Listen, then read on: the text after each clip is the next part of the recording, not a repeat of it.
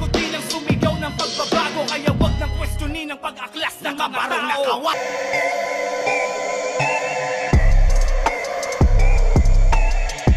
Rapido, pinag-iinitan ng maraming artist. Sure na nagsalita na rin. Kumakalat nga ang post ni Superfly sa gagawing rally sa ika-21 ng September dahil hindi na masikmura ng karamihan sa atin ang nangyayaring korupsyon sa bansa natin. At hindi nga sang-ayon si Rapido sa post nito, kaya agad na siyang nagkomento para dito. Mala purge to. So doon ako, alam niyo naman po ibig sabihin ng salitang purge. Kung nanood ka ng pelikulang Purge, ibig sabihin ng patayan. Yun ang kinukundin ako. Sino bang tanga na kokontra sa rally nyo? Hindi ako tutol sa rally nyo. In fact, gustong-gusto ko nga po yun na gagamitin mo yung rap mo, gagawa ka ng kanta para kontrahin tong mga bulok na sistema ng Pilipinas na to. So, hindi tayo magkaaway. Yun ang tinututulan natin kasi mali yun, tay. So, mali yung ginamit niyang term. Siguro, hindi rin siya aware na yung salitang purge is masyadong harsh yun, masyadong hard yun. At ipinaliwanag nga ni Rapido ang ibig niyang sabihin para dito sa post niya. At humingi din siya ng pasensya sa mga kapwa niya rapper. So nag-usap na rin kami nung si Gatch, basta yung isang rapper na parang mentor yata ni Superfly. So pinaliwanag ko sa kanya, okay na po kami. Humingi na ako ng pasensya kung ano man yung na-offend siya dun sa shinare ko yung post ng Superfly. So guys, ang simple lang ng layunin ko. Kung rapper ka, hindi rin ako papayag na mapahamak ka dahil lang nagpadala tayo sa feelings natin. Magpakatalino tayo dahil, alam nyo ba, magpalagay natin, nandun na kayo nagrally tayo dun sa Luneta. Pwedeng gamitin yan ng mga abusadong tao, yung mga mga NPA.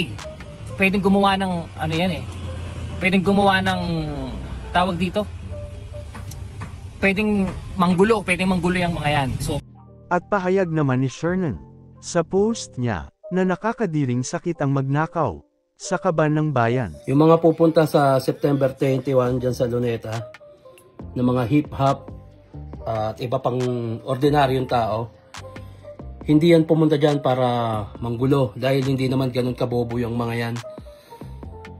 Ako isa ako sa makikiisa dyan.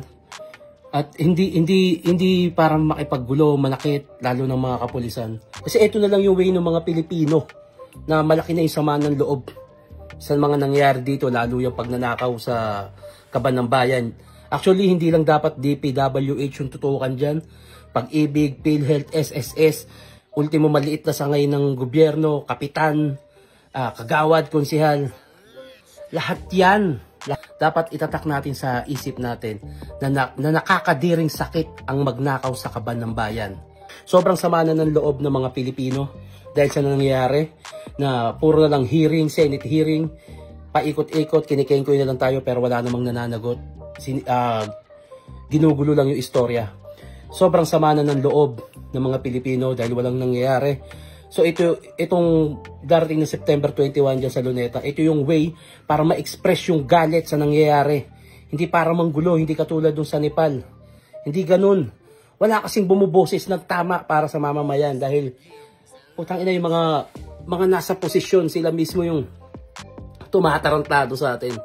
Ito na lang yung way para man lang kahit paano kumilos yung mga taong nasasaktan dahil sa nangyayari.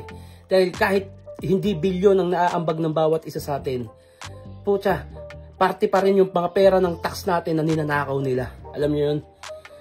Ito na lang yung way para mailabas yung galit. Siyempre kahit papano kumilos, kahit papano may magawa, hindi yung nakatunga ka lang sa bahay. At ano bang masama na ipaglaban mo yung karapatan mo? Maayos na protesta. Masama na ang loob ng bawat Pilipino kaya gusto nang gawin to. Gusto nang bumoses, gusto nang kumilos. Kinikengkoy na tayo ng mga hayop na yan. Kinikengkoy na tayo mga nandiyan. Paikot-ikot na lang. Senate hearing dito. Walang katapusang publicity na ang nakikinabang ay kung sino yung mabait. Kung sino yung mabait na nagsasalita at kumukontra sa masama.